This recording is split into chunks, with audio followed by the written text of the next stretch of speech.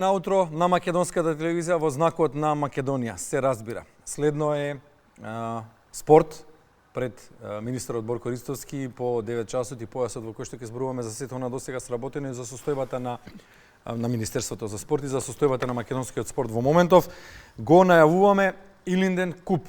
Големо име носи ова фудбалско дружење за млади, а гостин утринава Владко Грозановски, организаторот, нашиот, па ќе кажеме, прославен фудбалер.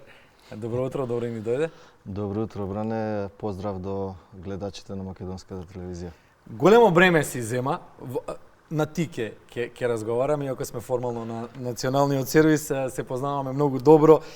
Големо бреме си зема на плеките кога го крсти пред се купот Илинден куп, се случува во општината Илинден, меѓутоа носи големо име. Колкав предизвик е да го собереш најдоброто од Македонија, од регионот и од Европа, па и од светот на еден турнир во една мала земја, во еден мал град, во една мала општина, мала, но која рапидно се развива на секое поле. Па, како да ти кажам, Илинден куп, прво името е Илинден куп заради, нели, општината Илинден, големо име, како што кажа. Планиран беше малку порано, пред едно, да кажам, ајде 7-8 години, меѓутоа све тоа требаше убаво да легне, да се испланира, да се види на многу меѓународни турнири, затоа што со мојата фудбалска школа, нели, Гроздановски, настапуваме на многу меѓународни турнири, да видиме како функционираат тие турнири, па нешто и да се научи, нели. Така да, пред 3 години, мислам, ова ќе биде трето издание, пред, ајде да кажам, 2023-та, мислам дека беше првото издание. Имаме сегменти од претходните изданија, може да ги видиме инсертите. Да, беше првото издание на Илинден куп. Решивме да го направиме како треба, значи да го организираме да биде на едно високо ниво, да не биде како што има многу турнири низ и регионот из Македонија се организираат чисто само колку да се организираат. Помина многу успешно тој турнир, имавме доста и големи екипи во името на Андерлехт, на Бершот од Белгија, исто така беше од Србија Партизан, така да сите беа презадоволни и тоа беше само мотивација плюс да продолжиме Илинден куп да стане традиционален турнир низ годините. Минатата година беше второто издание, уште подобро. Оваа година е предизвикот најголем затоа што имињата се доста клубови големи од регионот, да кажам, ајде Динамо Загреб, Црвена звезда, Партизан. Од Србија тука се Раднички Ниш, Спартак Суботица, од Белгија ги имаме двата најдобри клуба, како што се клуб Бриш и Андерлехт.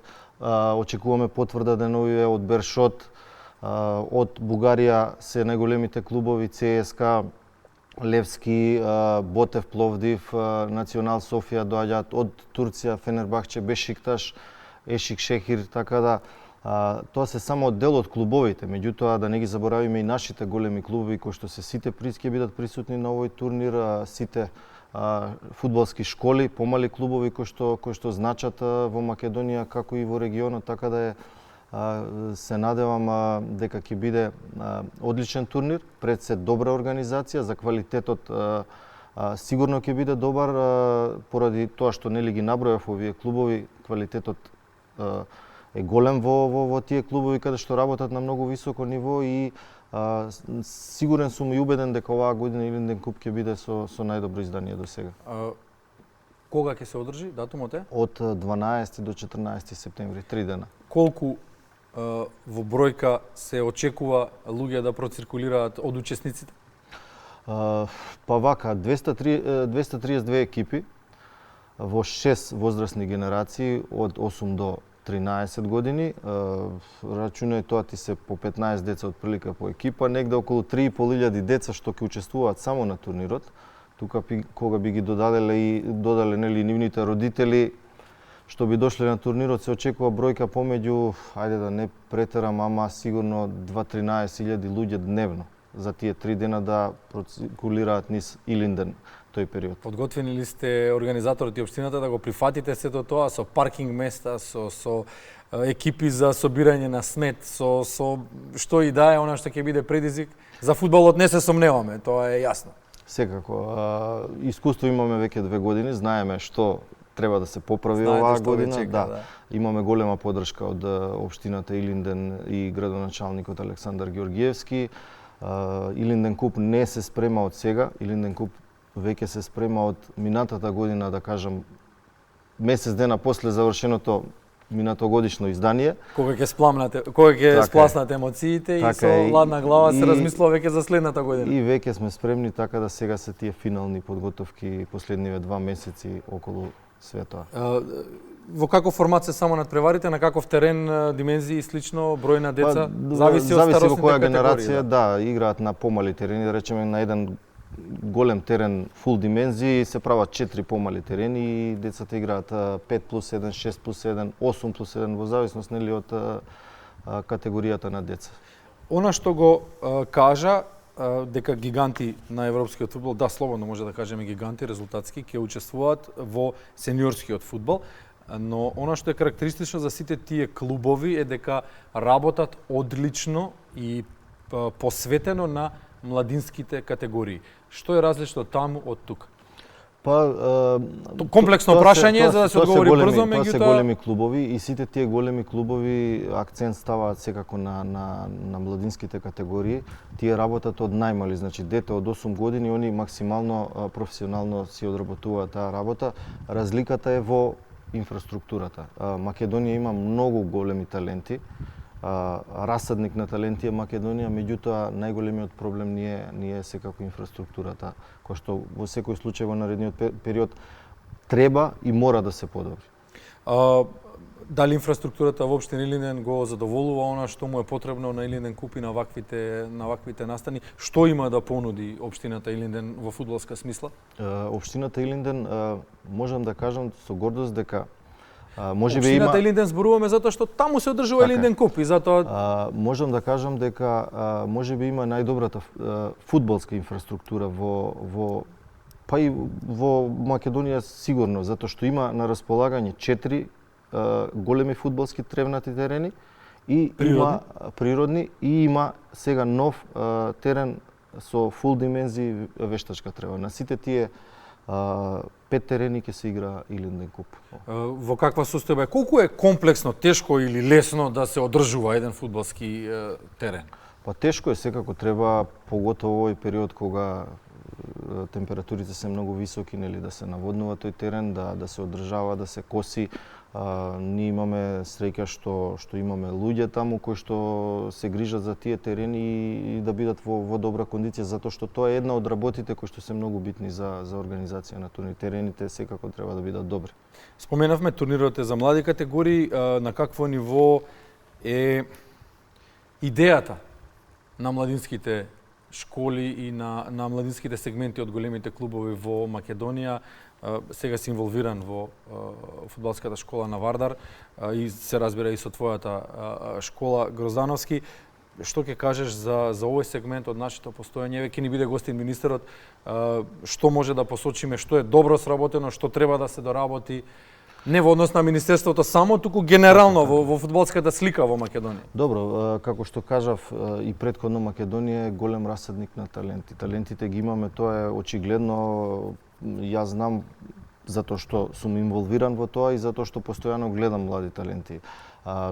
Кажав, инфраструктурата во секој случај треба да се подобри, по мене треба да се направат доста вештачки терени низ Македонија, затоа што зимскиот период имаме проблеми со тие тревнати терени, не се одржавани баш најдобро и секако, поготово кога се работи за развој на млади играчи, потребна е многу едукација на тренерите.